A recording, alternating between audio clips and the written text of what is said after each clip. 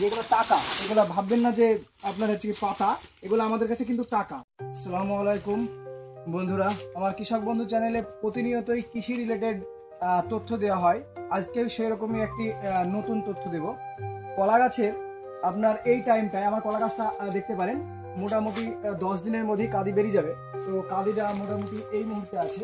তো এই মুহূর্তে কি করবেন সেটা আজকে আমি বলবো যে এই টাইমে কাঁদি যখন পড়ে তখন কলার প্রচুর পরিমাণে নিউট্রিশন বা শক্তি দরকার। শুধু কলা গাছেরই নয়, যেমন আপনার হচ্ছে কোনো গবাদি পশু বা মানুষ সমস্ত জীবজন্তুই আপনার এই টাইমটায় যখন বাচ্চা প্রসব দেয় বা ডেলিভারি দেয় তখন কি হয়, প্রচুর পরিমাণে তাদের শক্তি দরকার হয়। তাই কলার কাঁদিও যখন পড়ে তখন এই পাতাগুলো অটোমেটিক ভেঙে যায়। এই ভাঙার কারণ হচ্ছে এই যে এর পুষ্টিগুণটা আপনার এই গাছটাতে খাবে। তার জন্য এই পাতাটা কখনোই আপনি কাটবেন না। কিন্তু কখন কাটবেন সেটা আজকে আমি বলবো আপনাদেরকে যে কখন কাটা ঠিক। এবার হচ্ছে কি, আমার পাশে এই গাছে আরেকটা পাতা দেখতে পারেন একদম শুকিয়ে গেছে। এই পাতাটা কিন্তু আপনাকে কেটে দিতে হবে। এই পাতাটাকে কলা গাছের কোনো রোগা বা এই যে পাতাগুলো হয় এগুলো কেটে দিতে হয়। আমরা এই পাতাটাকে এইভাবে কেটে দিই। আর এই পাতাটাকে যতদিন না কাঁদি পড়বে ততদিন কাটবেন না। আর এইভাবে শুকিয়ে গেলে তো কাটতেই হবে। এবার তার সাথে আরো কিছু তথ্য দিচ্ছি, যেমন এই যে এই পাতাটা আপনি কি করবেন, কলা গাছের কোনো কিছু ফেলার জিনিস নয় যে জমি থেকে বাইরে ফেলে দিব বা এরকম না। এইটা আমরা কি করি, এই জমিতে এইভাবে ফেলে রাখি। ফেলে রাখার কারণ এই যে আমার এইভাবে ফেলে রেখেছি, অনেক হালকা ছিটিয়ে রেখেছি, কারণ কি এই যে মানে আর্দ্রতা বজায় থাকবে বা যে ভেজা ভেজা ভাবটা সেটা থাকবে। কলা গাছের প্রচুর পরিমাণে জল দরকার হয়।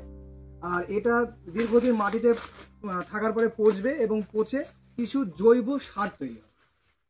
এবং জৈব সারগুলি যেমন নাইট্রোজেন, ফসফরাস, পটাশিয়াম এইগুলো তৈরি হবে। এবার এটা যখন মাটির সাথে মিশবে, এই শুকনো পাতাগুলো আমরা কি করি, দেখুন আমাদের লাইনটা 2 লাইন মিডিলে এই গাছ এটা হচ্ছে কি আপনার লাইন। এটা আমার মোটামুটি 3 বছরের গাছ, তাই লাইনটা সেভাবে ঠিক নাই। যদি আপনার প্রথম বছরের বা দ্বিতীয় বছরের গাছ হয় তখন লাইনটা ঠিক হয়, তবুও দেখুন লাইনটা ঠিক আছে।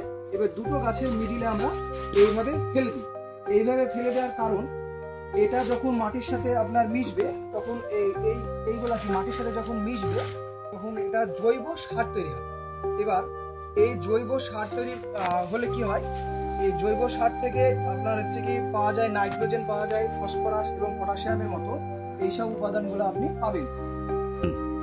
এই যে এই জৈব সারে যেমন আমি কি বললাম, নাইট্রোজেন, ফসফরাস এবং পটাশিয়াম, এই 3 ধরনের উপাদান পাওয়া যায়। কিন্তু জমিতে নাইট্রোজেন, ফসফরাস এবং পটাশিয়ামের যখন উপাদানটা বেড়ে যায় তখন আপনার কোন ফসল করলে ভালো হয় সেটাই আপনাকে জানতে হবে। যেমন আপনার ধান, ভুট্টা বা যে কোনো ফল জাতীয় আপনার হচ্ছে কি আবাদ বা ফসল যদি আপনি করেন তাহলে কলা গাছ পর খুবই ভালো পরিমাণে হয়। তার জন্য আমরা এবার এই কাঁদিটা নিব, যে অগ্রিমী আমরা এভাবে দেখুন সার এইভাবে ফেলে রেখেছি। এটা আমাদের একদম জৈব সার, যেগুলো টাকা, এগুলো ভাববেন না যে আপনার হচ্ছে পাতা, এগুলো আমাদের কাছে কিন্তু টাকা।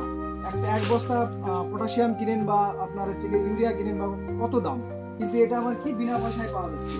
এই কলা গাছের পাতাগুলো আমরা এইভাবে কেটে দিচ্ছি এবং 2 লাইনের মিডিলে রাখছি। তারপরে এই যে ছোট ছোট যে চারাগুলো আছে এগুলো কেটে দিয়ে আমরা কি করছি, 2 লাইনের মিডিলে রাখছি, যাতে এগুলো পচে সার তৈরি হয়। আর এই সারগুলো আমাদের পরবর্তী যে ফসল আসবে সেই ফসলে কাজে লাগে।